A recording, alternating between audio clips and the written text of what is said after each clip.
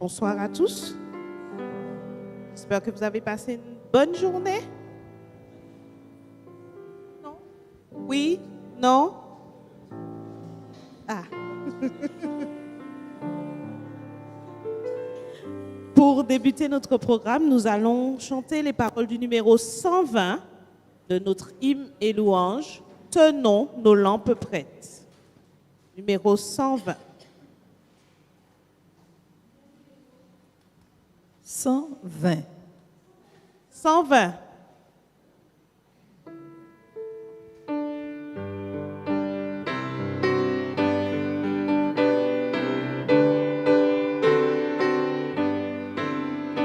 Tenons nos lampes prêtes, chrétiens, préparons-nous pour l'heure où les trompettes annonceront l'époux, car époux s'empresse.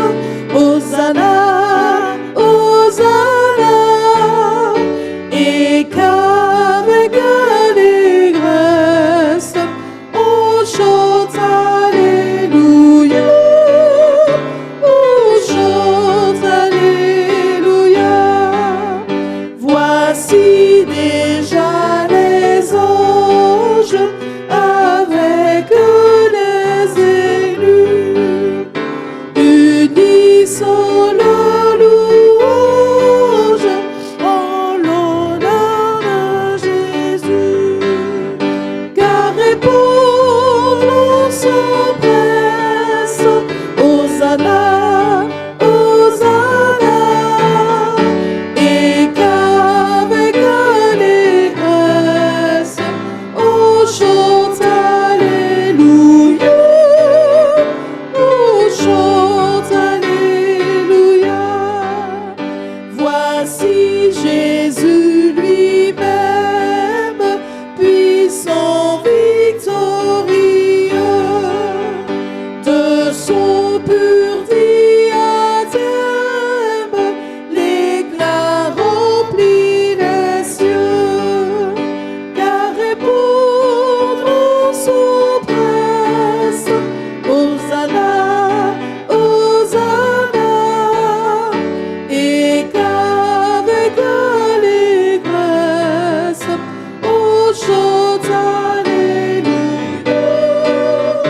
on chante Alléluia. Venez bénis du Père. Venez bénis du Père qui m'avez attendu, entrez dans la lumière, le ciel vous est rendu, car répondre s'empresse.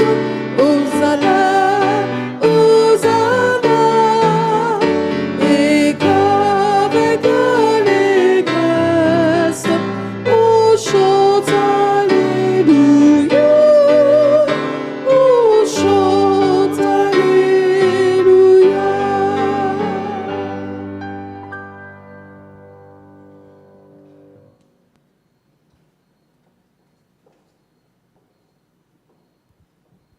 Bonsoir, chers frères et sœurs et amis. J'espère que vous avez passé une belle journée sous le regard de Dieu. Notre présence ici montre bien que sa grâce envers nous n'est jamais terminée, n'est-ce pas? Nous avons eu du soleil, peut-être de la pluie dans certains endroits, mais en tout cas, nous sommes ravis que Dieu nous ait encore accordé cette chance d'être dans sa maison. Certains n'ont pas cette opportunité. Alors, j'aimerais vous souhaiter une cordiale et chaleureuse bienvenue. Que l'Éternel continue à nous bénir, qu'il nous garde et que nous demeurions fidèles jusqu'à son retour. Bienvenue à tous. Je vous invite maintenant à vous agenouiller pour la prière.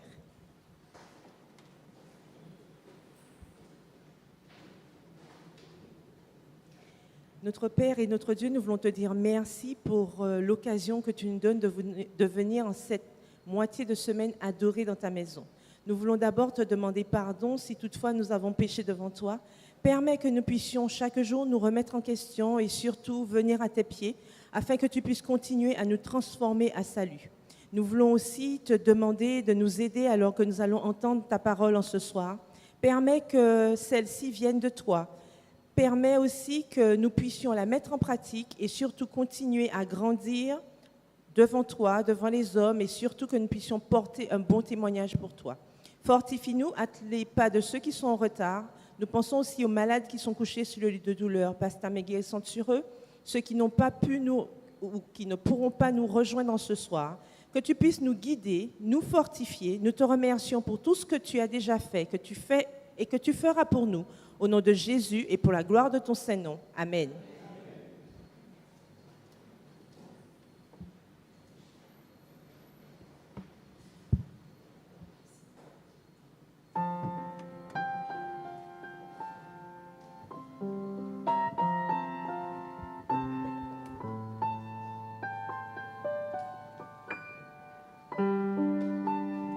Pour poursuivre, nous allons prendre les paroles du numéro 283. Sans attendre, je veux tendre au bonheur promis. Numéro 283.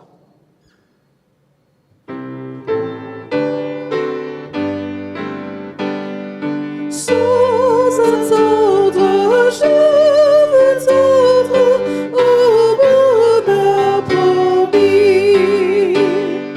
Qui s'élance, qui s'avance, obtiendra le prix. Quand je prie, Dieu m'entend. En m'attaque, il me défend. Donc en route, plus de doute, le but est si grand. Près du trône, le couronne attend le vainqueur. Une trêve qu'on se lève, a dit le Seigneur. T'obéis, soyons heureux, point de tiède de peureux. Si sa race, c'est sa place au bouquet des cieux.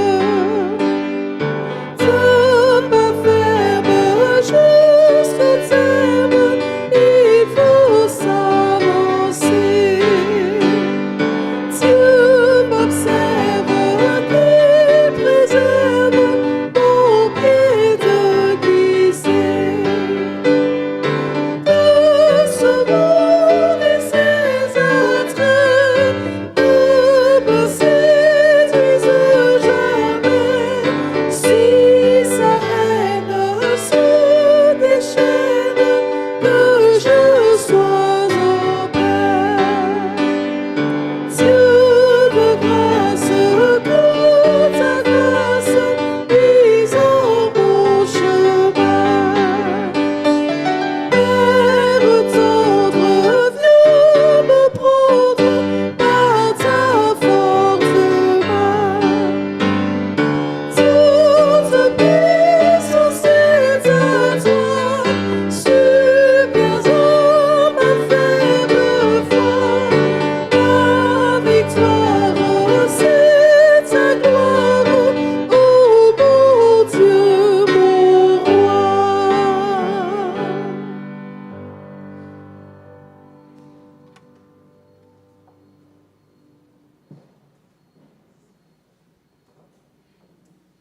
Bonsoir à tous, bienvenue à notre réunion de prière et nous devons constamment remercier le Seigneur pour ce qu'il fait pour nous chaque jour. Et vraiment, en ces temps difficiles, il est bon de passer un moment de temps en prière, en réflexion et afin de, je dirais, resserrer les liens. Nous allons séparer cette réunion, nous aurons en 4 moments et il y aura à la fin de chaque moment un moment de prière. Pour commencer, j'aimerais vous faire part d'un message que le président Ted Wilson a envoyé à tous les membres de l'Église adventiste du 7e jour du monde. Et le titre est demande de prière spéciale aux adventistes du 7e jour du monde entier. Et il dit, en ces jours très difficiles, dans le monde entier, nous devons prier particulièrement les uns pour les autres dans chaque pays et région du globe, alors que nous constatons une augmentation des troubles et des catastrophes dans le monde entier. Et nous le voyons constamment, et même en Martinique, plus directement pour nous. Il continue et dit, nous demandons à chacun d'entre vous, en tant que membre de notre famille d'Église mondiale, de concentrer aujourd'hui d'une manière particulière dans votre vie de prière sur nos frères et sœurs dans toutes les régions du Moyen-Orient, en priant pour que Dieu protège son peuple et son œuvre, en particulier dans cette partie du monde. Et j'aimerais juste faire une parenthèse. Vous avez entendu ce qui s'est passé au Liban, Beyrouth, et pour l'instant, nos institutions n'ont pas été touchées. Mais nos frères et sœurs sont obligés de se confiner. Et ne parlons même pas de nos frères et sœurs qui se trouvent en Israël. Et il continue. Veuillez prier avec ferveur pour la paix dans cette région, en Ukraine et en Russie, alors que nous élevons vers le Seigneur nos frères et sœurs dans ces pays, ainsi que dans de nombreuses autres régions du monde. En plus des régions déchirées par la guerre, nous constatons également les effets dévastateurs des catastrophes naturelles telles que les cyclones et les graves inondations dans de nombreuses régions du globe, comme on l'a vu récemment dans les régions du sud-est des États-Unis. Ces événements et d'autres nous montrent que notre temps sur terre est court et que Dieu nous demande de poursuivre sa mission en disant « J'irai ». Chaque région du monde a besoin de prière, alors que nous unissons nos voix pour élever les besoins spéciaux au Seigneur et aider les gens physiquement, mentalement, socialement et spirituellement, de manière pratique à être encouragés en Christ, notre espérance. Dieu veut accomplir à travers son peuple la mission biblique unique confiée à l'Église adventiste du 7e jour, montrée dans Apocalypse 12, verset 17 et Apocalypse 14, verset 6 à 12. Alors que nous prions, permettons au Saint-Esprit d'œuvrer à travers nous dans l'engagement total mondial des membres pour élever Christ, sa justice, sa puissance salvatrice, les messages des 3 anges, son message de santé et sa prochaine venue. Maranatha.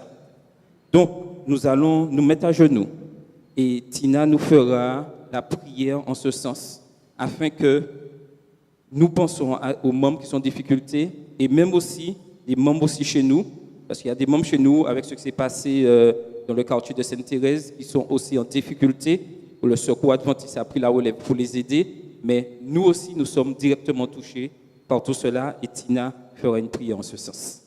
Mettons-nous à genoux pour ceux qui le peuvent.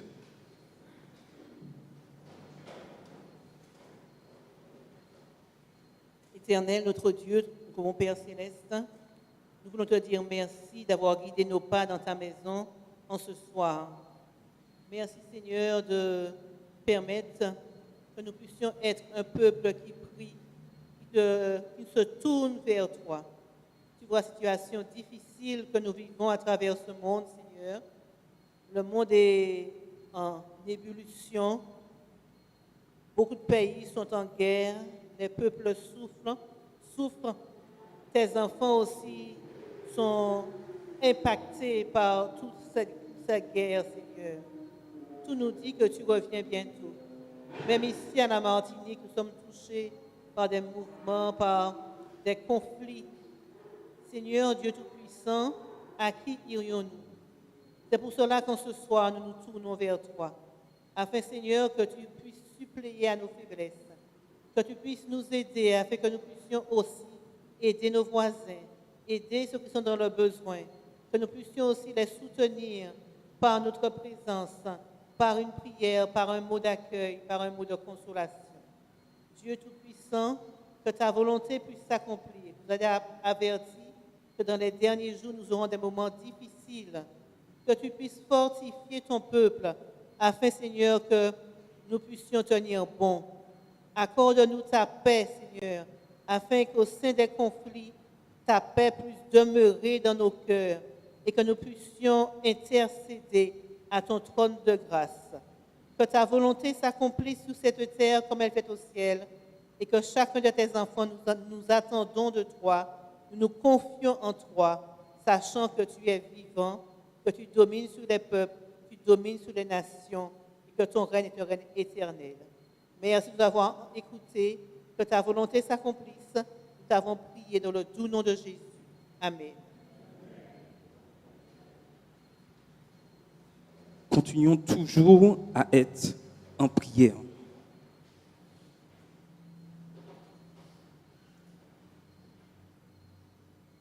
Connaissez-vous ce mot Minute Man? Est-ce que vous connaissez ce mot-là? Minute Man. Qui a déjà entendu ce mot-là? Il y a certains qui n'ont pas entendu, d'autres se posent des questions. Je pourrais simplifier ceci, des hommes et des femmes qui répondent à un appel. Pour nous, en tant qu'adventistes du 7e jour, c'est répondre à l'appel de Dieu. Mais la question que nous pouvons nous poser, pourquoi appelle-t-on ces personnes des minutes men? D'où vient l'expression et pourquoi? En cherchant dans le Larousse, j'ai trouvé cette petite explication que je partage avec vous. Il est dit, le 26 octobre 1774, ils recommandèrent aux villes de recruter des volontaires et de les former en compagnie de 50 soldats au moins qui s'équiperont et se tiendront prêts à marcher dans les plus brefs délais, parce qu'ils étaient censés être prêts rapidement à la minute près. Ils furent connus sous le nom de Minute Men. Est-ce que ceci ne doit pas nous interpeller en tant qu'enfants de Dieu, en tant qu'adventistes du 7e jour? Dieu ne nous appelle-t-il pas à une mission importante? Dieu n'a-t-il pas besoin d'hommes et de femmes qui puissent répondre immédiatement à son appel? Il est important de comprendre cela. Dans Romains 12, verset 2, il nous est dit, « Ne laissez pas le monde qui vous entoure vous presser dans votre propre moule, mais laissez Dieu vous refaire de sorte que toute votre attitude d'esprit soit changée. » Aujourd'hui, il est important que nous puissions prendre la direction de certaines réformes. Nous devons nous libérer des coutumes et de l'esclavage de la société, afin que lorsque les principes de notre foi sont en jeu, nous n'hésitons pas à montrer nos couleurs, même si nous sommes qualifiés de singuliers pour cela. Et la particularité du peuple, je dirais, adventiste du 7e jour, c'est cela, être différent des autres. Gardez la conscience tendre afin que nous puissions entendre le plus faible murmure de la voix qui a parlé comme jamais homme n'a parlé. Que tous ceux qui veulent porter le joug du Christ montrent une détermination inflexible à faire le bien parce que c'est le bien. Gardons les yeux fixés sur Jésus en nous demandant chaque jour, chaque pas, chaque action que nous faisons, est-ce la voix du Seigneur? Est-ce que c'est dans cette direction que le Seigneur souhaite que j'aille? Le Seigneur ne laissera personne qui fait cela devenir le jouet de la tentation de Satan. Lorsque des perplexités surgissent, comme elles ne manqueront pas de le faire, comme nous le voyons chaque jour, nous devons nous approcher de plus en plus de Dieu. Il est important que les conflits que nous voyons aujourd'hui, tout ce que nous entendons, nous ne devons pas entrer en dépression.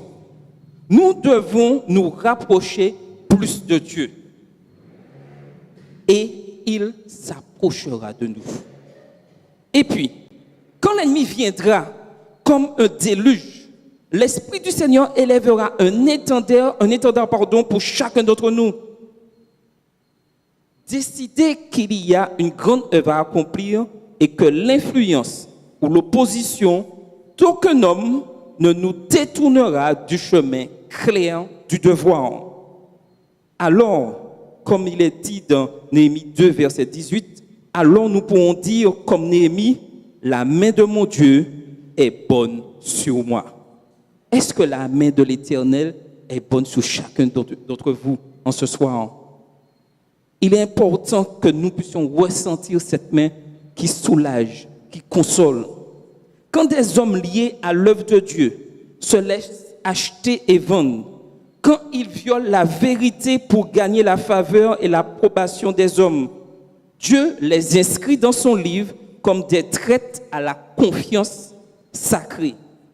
Que chaque homme se tienne dans l'indépendance morale, résolu à ce que son esprit soit façonné par le Saint-Esprit.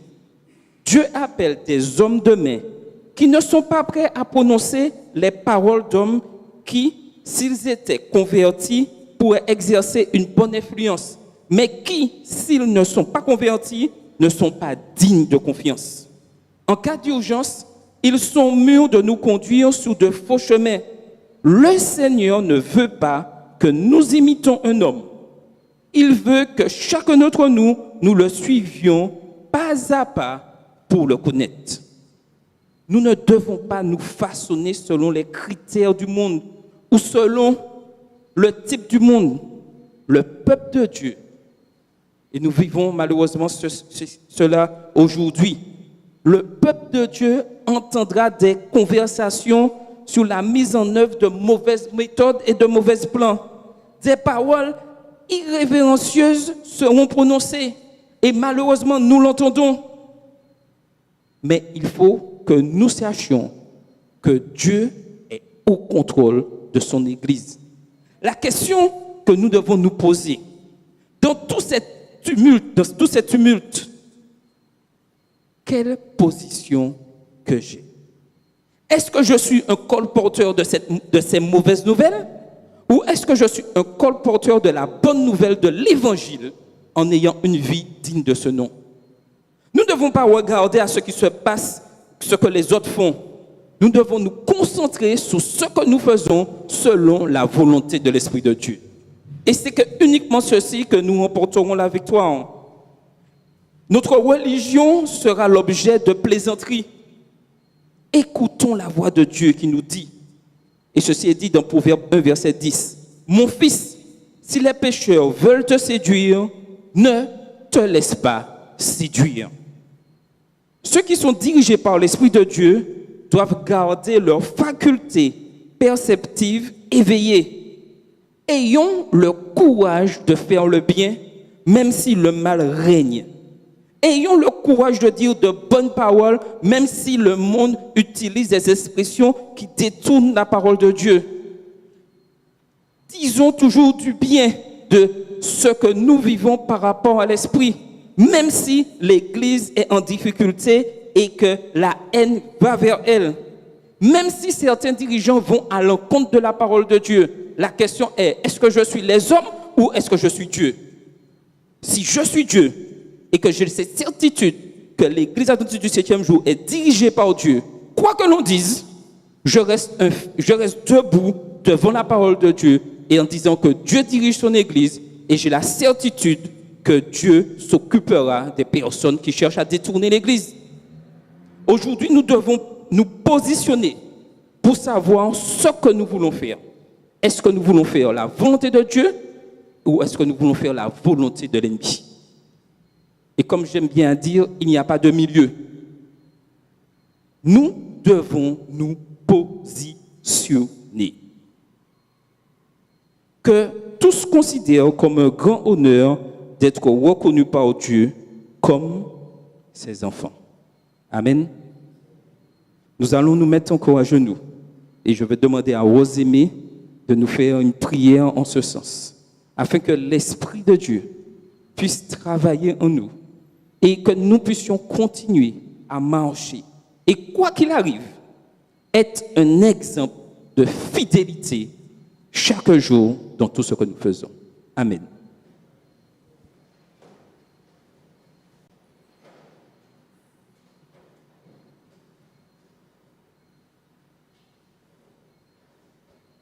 Notre Père et notre Dieu, nous voulons te remercier pour tes bontés envers nous. Nous voulons te remercier parce que tu nous accordes le don le plus précieux de cet esprit afin qu'il puisse nous aider à accomplir cette mission. Nous ne sommes pas dignes, Seigneur.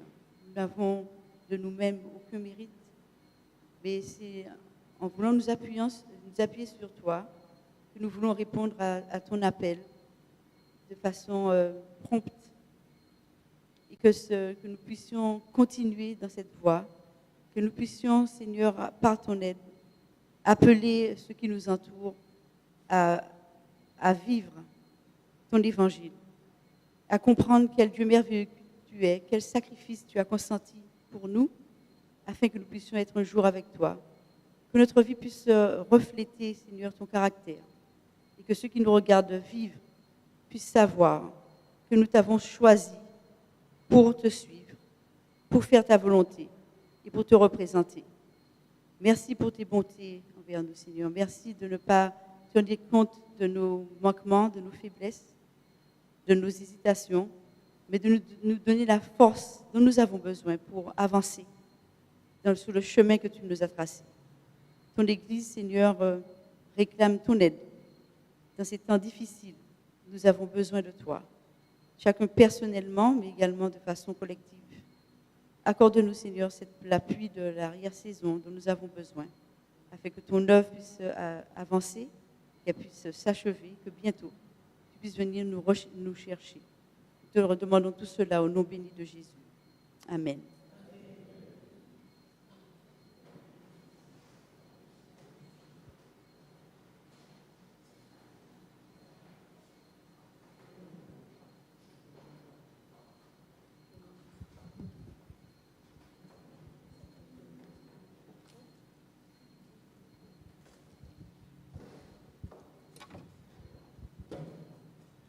À tes pieds, ô divin maître, je me place avec bonheur. Numéro 180 de notre hymne et louange.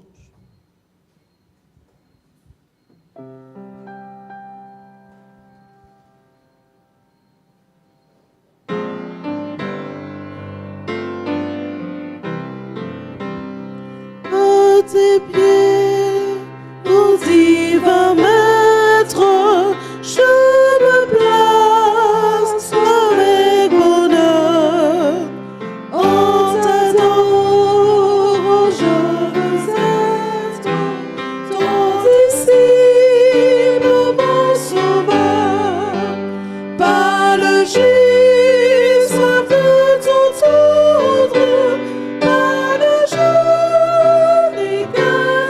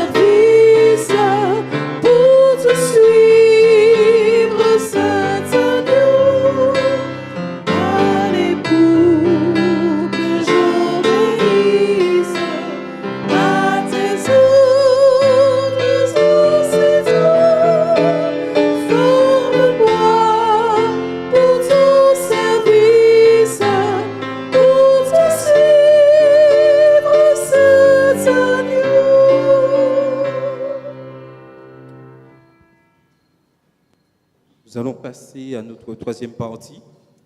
Et ça sera une partie de témoignage. Mais témoignage spécifique sur un thème particulier. Alors, qui a déjà eu à répondre favorablement à un poste au sein de l'Église? Personne? Ah oui, d'accord, je suis rassuré. Je suis rassuré. Alors, ça veut dire que quasiment tout le monde a levé la main. Ça veut dire que quasiment tout le monde pourra me dire quelque chose sur les bienfaits qu'il a retirés durant ce ministère. N'est-ce pas? Oui ou non? Je vais commencer par Dina, qui est plus près de moi. Alors, Dina. Quoi? Alors, Dina, qu'as-tu tiré de positif? Mais non, qu'as-tu tiré de ton ministère? Dina, excuse-moi. Bonsoir à tous. Alors, ce que j'ai tiré de positif. Alors déjà,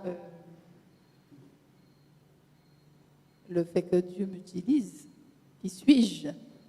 Et en fait, Dieu m'a donné beaucoup de patience.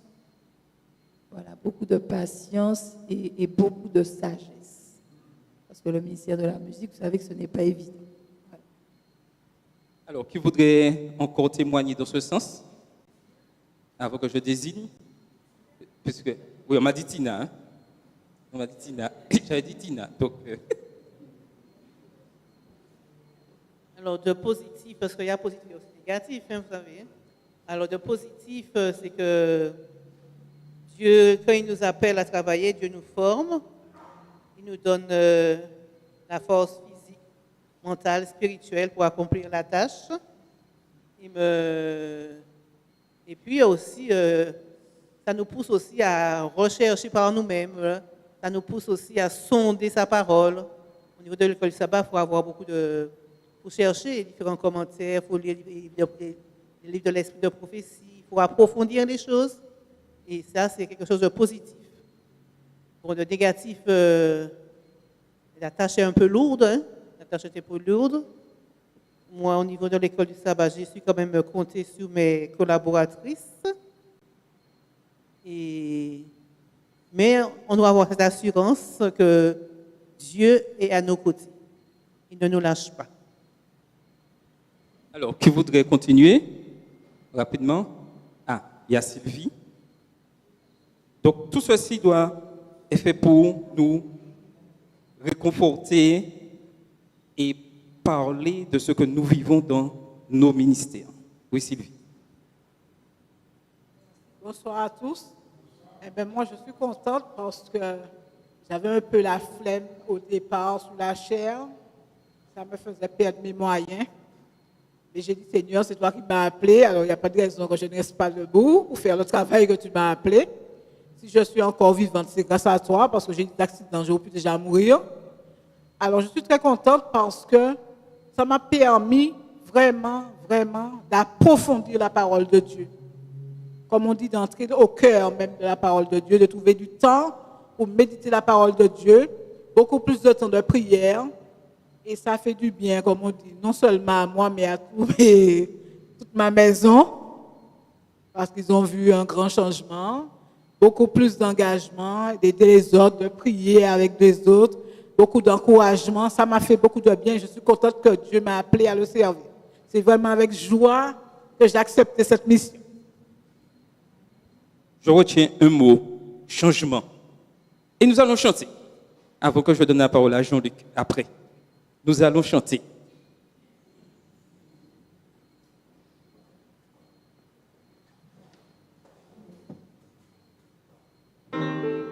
Merveilleux changement.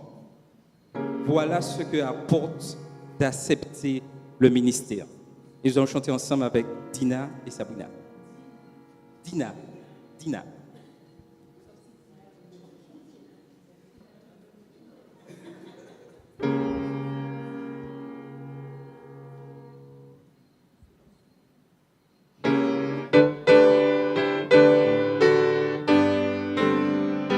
Merveilleux changement, je naquis de nouveau quand Jésus entra dans mon cœur.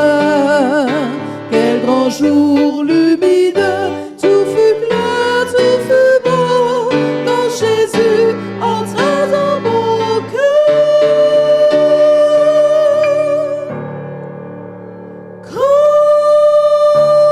Jésus entra dans mon cœur, quand Jésus entra dans mon cœur, ce fut joie et bonheur, ineffable faveur. Quand Jésus entra dans mon cœur, autrefois égaré, je suivais mon chemin. Quand Jésus entra dans mon cœur, il lava ma souillure et me prit par la main. Quand Jésus entra dans mon cœur, quand Jésus entra dans mon cœur, quand Jésus entra dans mon cœur, ce fut joie et bonheur, ineffable faveur. Quand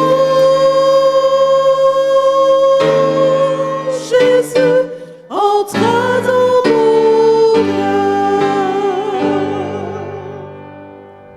Maintenant, nous allons écouter Jean-Luc. Oui, bonsoir. Vous allez bien? Oui. Je n'ai pas entendu. D'accord, ça me rassure que vous êtes là. Alors, je voudrais remercier quand même l'Église de m'avoir proposé ce poste pour être responsable de la sonorisation.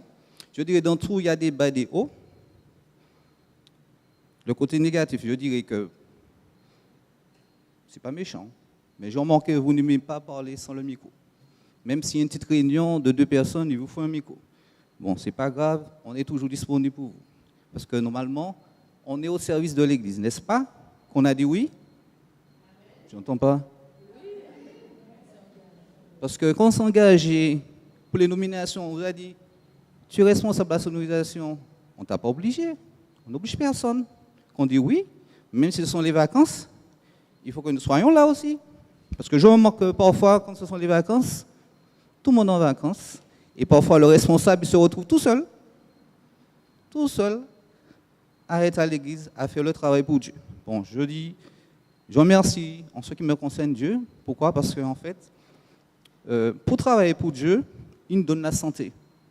Et je lui dis merci parce que j'ai passé des moments difficiles par rapport au Covid. Et j'ai remarqué que Dieu avait un plan pour moi. Il a permis que il m'a donné la santé afin que je puisse travailler pour lui. Alors, je voudrais le remercier pour cela. Et aussi vous remercier le samedi matin, quand il y a au niveau de la sono, quand ça ne va pas, on voit que vous êtes avec nous. Ça nous fait plaisir, même si parfois il y a certains, bon. Mais quand même, on voit que vous êtes patients, vous compatissez. D'accord? On vous remercie. Et puis, on dit bonne continuation. Et j'espère que l'année prochaine, que les choses vont continuer avec celui qui sera en place. Et que vous serez là, toujours là afin d'encourager et prier pour tous les départements. OK. Merci. Est-ce que quelqu'un peut apporter un autre témoignage? En tout cas, tout ceci, c'est pour nous encourager à continuer à pouvoir persévérer dans l'œuvre, continuer. Et nous allons chanter « Jésus est entré dans ma vie ». Car lorsque Jésus entre dans nos vies, nous ne pouvons pas dire non.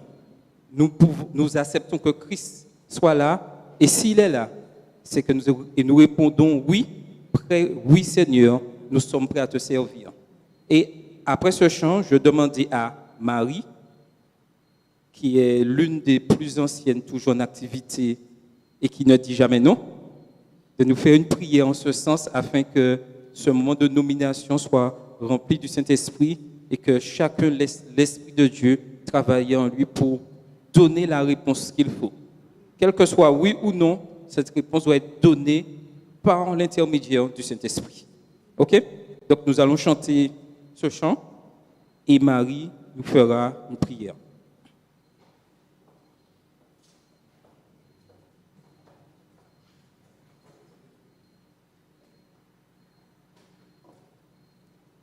Je fais appel à vos souvenirs. Beaucoup connaissent ce chant, donc vous allez nous aider. Quand Jésus est entré dans ma vie.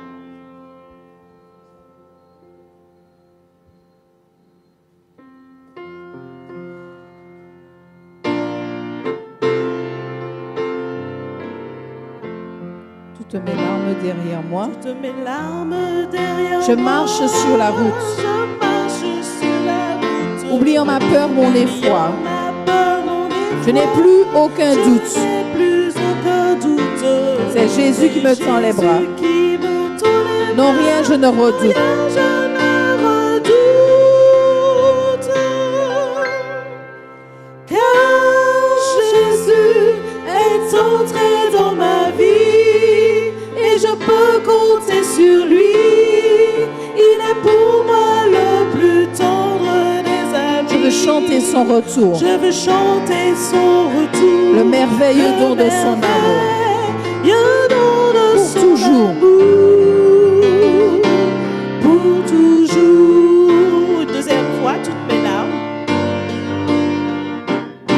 Toutes mes larmes derrière moi. Je marche sur la route. Oubliant ma peur, mon effroi. Je n'ai plus aucun doute. C'est Jésus qui me tend les bras. Non, rien je ne redoute. Quand Jésus est entré dans ma vie et je peux compter sur lui. Il est pour moi le plus tendre des amis. Je veux chanter son retour, le merveilleux don de son amour pour toujours. Car Jésus est entré dans ma vie et je peux compter sur lui. Il est pour moi le plus tendre des amis. Je veux chanter son retour, le merveilleux don de son amour pour toujours. Pour toujours. Pour toujours.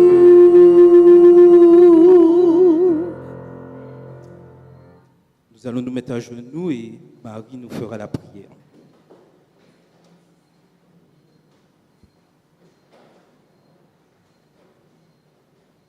En effet, mon Dieu, tu es entré dans notre vie pour toujours. Et nous voilà, nous sommes devenus ton peuple. Ce peuple, ce soir, s'est réuni. Peu nombreux, certes, mais nous sommes présents pour te louer et surtout te dire merci pour tout ce que tu as fait de nous et pour nous durant l'année qui est en train de se terminer. Merci, Seigneur, parce que tu as compté sur nous, tu nous as fait confiance, tu nous as aidés à avancer parce que tu comptes sur nous pour achever ton œuvre et c'est ce que nous voulons faire.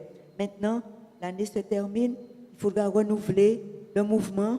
Donc, parle au cœur de chacun de manière à ce que nous ne soyons pas en train d'affronter des refus pour les demandes qui seront faites pour tel ou tel poste. Seigneur, permets que chacun puisse comprendre qu'il est là, qu'il ne vient pas à l'église pour chanter, prier, se rencontrer, mais pour te servir. Seigneur, entre dans le cœur de chacun afin qu'il comprenne cela et que, à ton retour, tu puisses nous trouver en train de travailler. Mais nous savons que c'est toi, avec nous, qui terminera ton œuvre. Remplis-nous de ton Saint-Esprit, nous en avons besoin, car c'est lui qui nous permettra d'avancer. Nous n'avons pas de mérite de tout ce que nous te demandons, mais nous le faisons au nom de Jésus, ton Fils, et pour ta gloire. Amen. Maintenant, nous allons passer à notre dernière partie. Nous aurons une réflexion de 5 minutes, pas trop longue, afin de pouvoir comprendre ce que Dieu attend de chacun de nous. Et le titre que j'ai donné à cette petite réflexion, réveil, conversion, persévérance. L'accent mis sur le réveil de l'Église implique-t-il que l'Église est spirituellement morte? En ce soir, je peux vous dire que non. L'Église n'est pas morte. Elle a fait l'expérience de la venue de l'Esprit lors de la Pentecôte. Et depuis lors, l'Esprit est resté avec elle et continuera d'être avec elle jusqu'à la fin. Et nous ne devons pas avoir de doute là-dessus.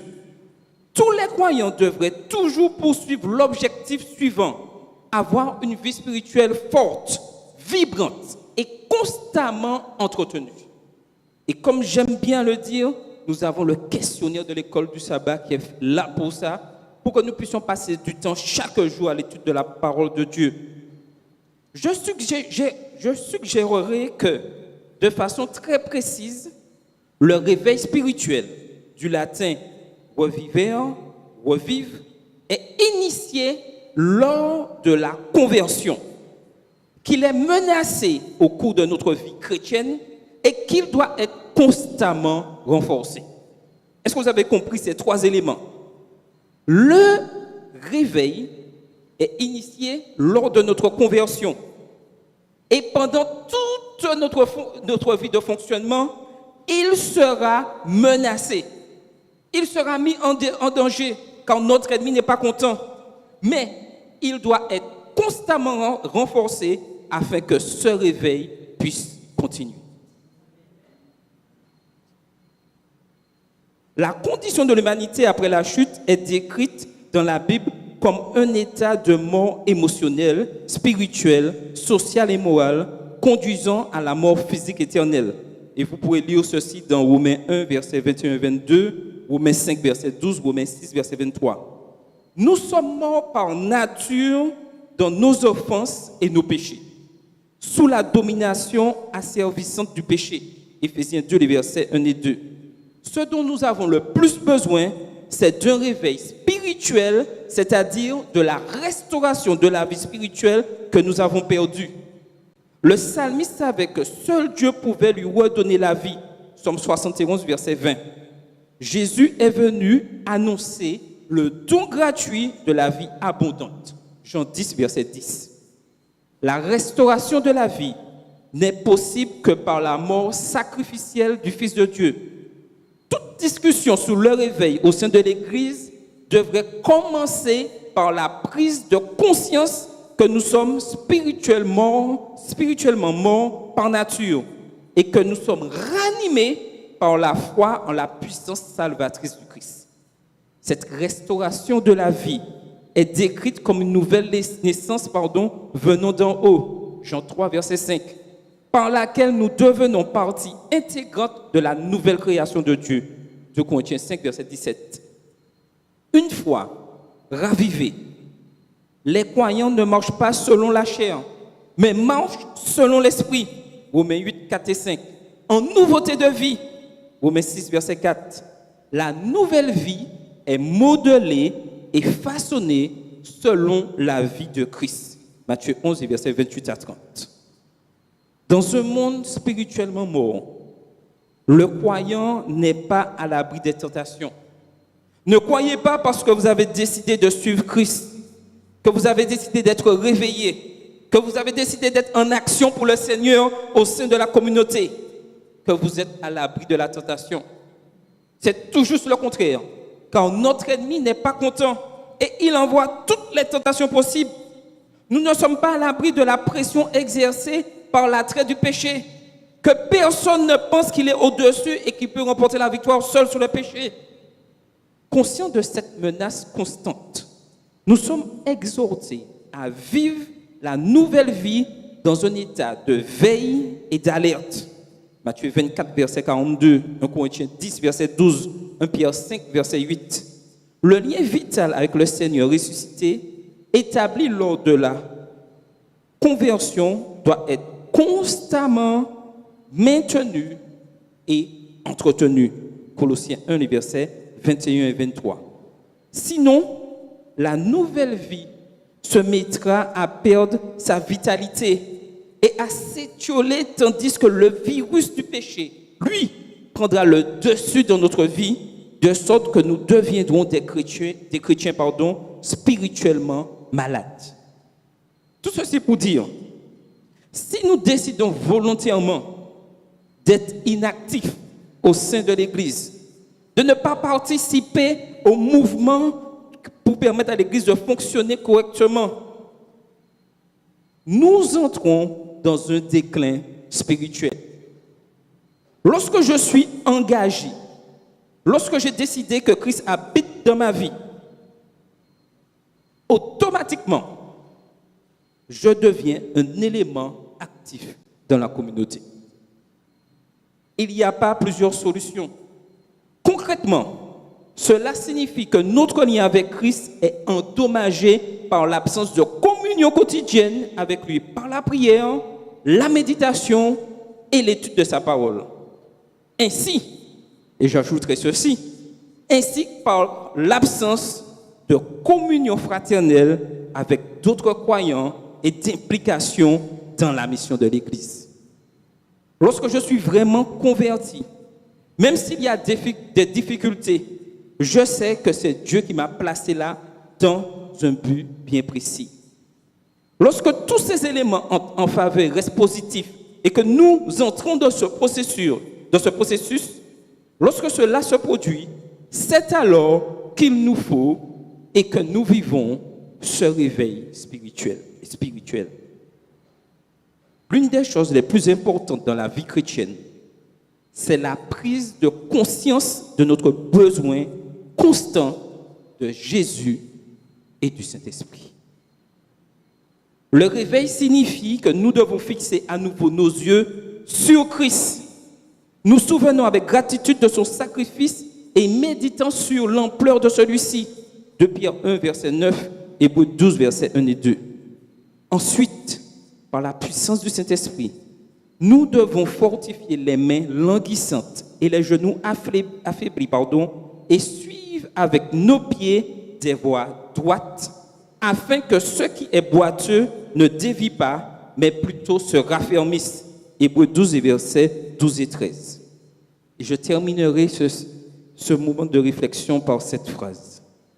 La persévérance de notre dépendance, notre communion et notre soumission au Sauveur crucifié est l'antidote contre une vie spirituelle malade. Et je vais répéter ceci. Et ensuite, nous allons prier de manière individuelle. Et je ferai une prière après ce moment de prière individuelle. La persévérance dans notre dépendance, notre communion et notre soumission au Sauveur crucifié est l'antidote contre une vie spirituelle malade. Mettons-nous à genoux et prions de manière individuelle pour que nous nous laissions influencer par le Saint-Esprit et que notre vie spirituelle soit forte.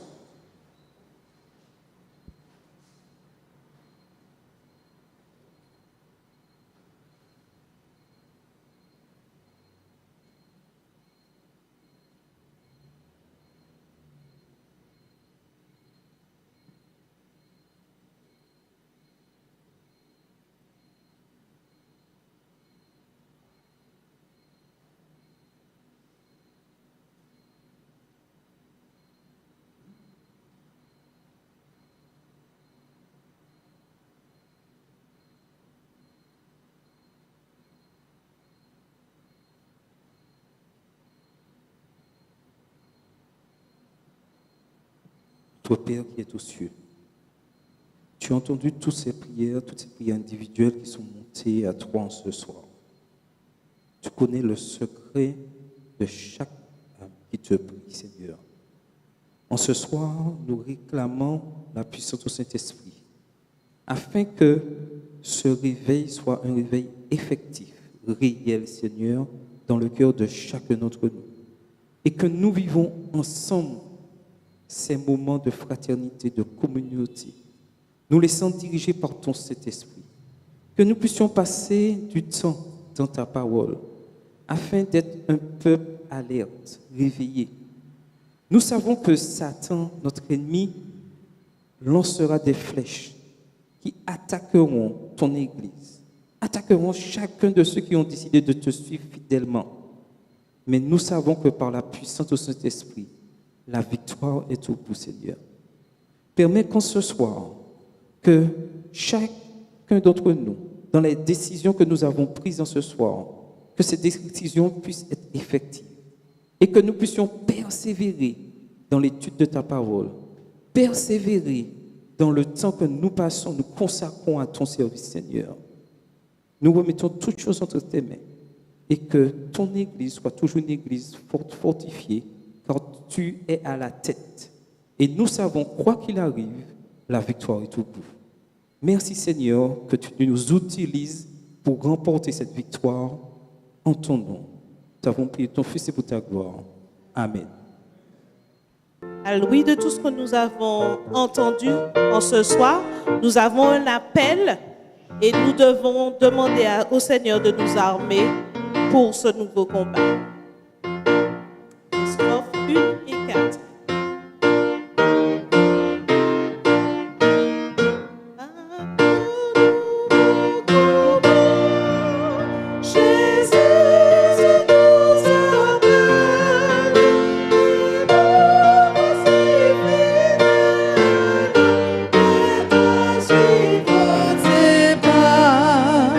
Conduis-nous, ô Seigneur, nous sommes tes soldats.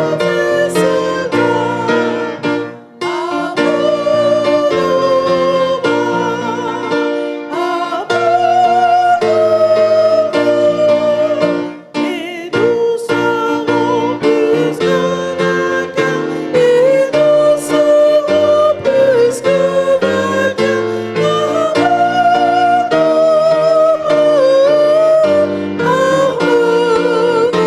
Strophe numéro 2. Arme-nous, ô Seigneur, de force glorieuse, de force et de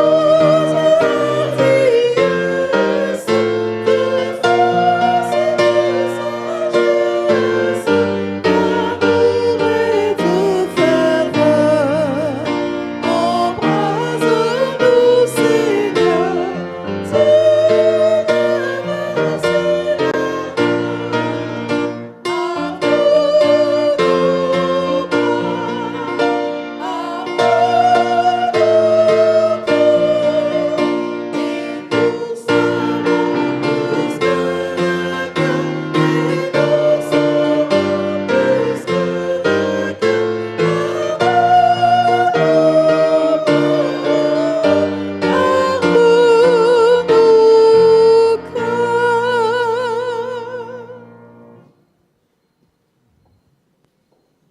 Disons-nous, merci Père Céleste pour ta personne adorable.